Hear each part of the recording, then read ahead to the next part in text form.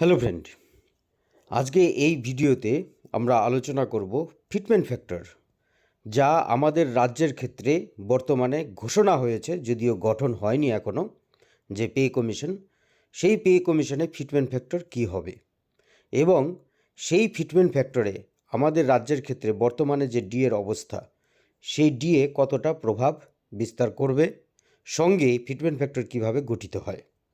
এর কারণ আমরা বিগত যে পে কমিশন গঠন হয়েছিল এবং তার আগের যে পে কমিশনগুলো গঠন হয়েছিল, সেখানে কিন্তু এই ডিএ একটি ভীষণ গুরুত্বপূর্ণ বিষয় ছিল ফিটমেন্ট ফ্যাক্টর তৈরির ক্ষেত্রে। এবং আমরা বলে থাকি যে কেন্দ্রীয় সরকার যেভাবে ফিটমেন্ট ফ্যাক্টরটি তৈরি করে, রাজ্যের ক্ষেত্রেও ঠিক সেরকমভাবেই তৈরি হয়।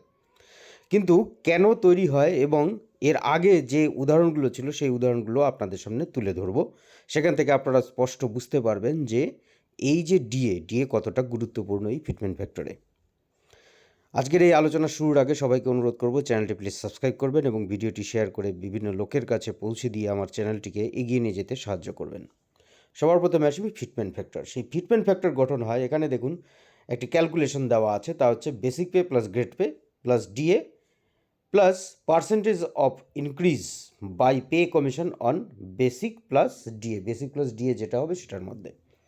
এবার এই ফিটমেন্ট ফ্যাক্টরের ক্ষেত্রে basic plus D grade pay যেটা আছে, এই যে গ্রেড পে, এটি কিন্তু এর আগের যে পে কমিশন গঠন হয়েছিল তার আগের যে রোপা, সেই রোপা অনুযায়ী তখন গ্রেড পে সিস্টেম ছিল। তারপরে তো এখন আমাদের লেভেল অ্যান্ড সেল চলে এসছে।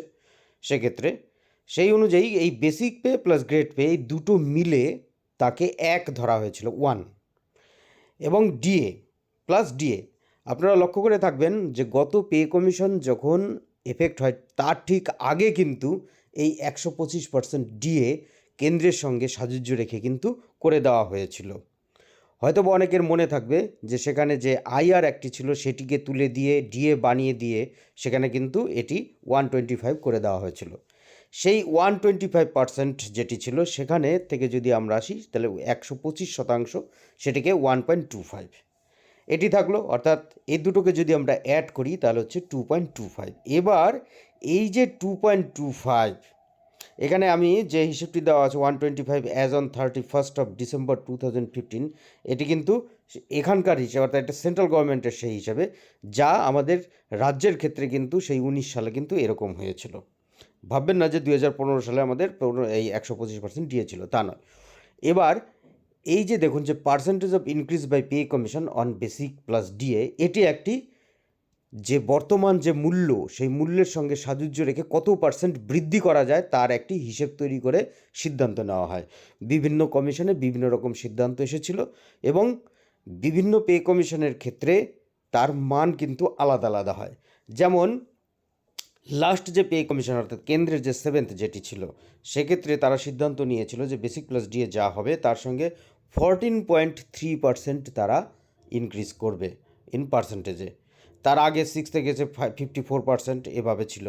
তো এবার এই যে দেখুন 14.3%, সেই 14.3% যদি আমরা হিসেব করি তাহলে 2.25 এর 14.3%কে যদি আমরা নিয়ে আসি তা হয় হচ্ছে 0.32। এবার আগে ছিল basic pay plus grade pay, অর্থাৎ বেসিক টোটাল বেসিক যেটি সেটা 1, ডিএ সেটা 1.25। এবার 14.3% বৃদ্ধি করা হলো টোটাল বেসিক এবং ডিএ মিলিয়ে, সেটি হচ্ছে 0.32। সেইগুলো যোগ করলে পরে আমরা পাচ্ছি 2.57। এভাবেই ফিটমেন্ট ফ্যাক্টর তৈরি হয়েছিল।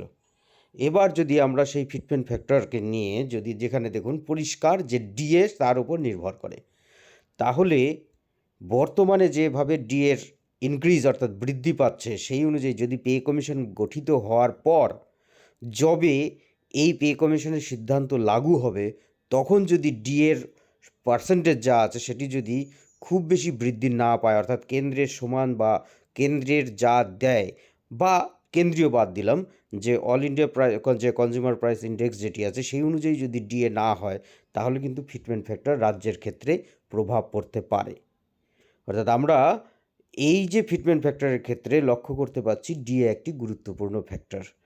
সুতরাং 7th পে কমিশন এবং কেন্দ্রের 8th পে কমিশনের যে ফিটমেন্ট ফ্যাক্টর, তার সঙ্গে একদম অ্যাকুরেট যদি একই রকম রাখতে হয়, তাহলে ডিএ কিন্তু কেন্দ্রের বা এআইসিপিআই অনুযায়ী কিন্তু আনতে হবে, তারপর ফিটমেন্ট ফ্যাক্টর সেম হতে পারে। নতুবা যদি এভাবে হিসেব করা হয় তাহলে কিন্তু ফিটমেন্ট ফ্যাক্টর আলাদা আলাদাও হবে। আশা করি এই ভিডিওটি আপনাদের ভালো লেগে থাকবে। যদি ভালো লেগে থাকে তাহলে অবশ্যই ভিডিওটি শেয়ার করবেন এবং চ্যানেলটি প্লিজ সাবস্ক্রাইব করবেন। ধন্যবাদ।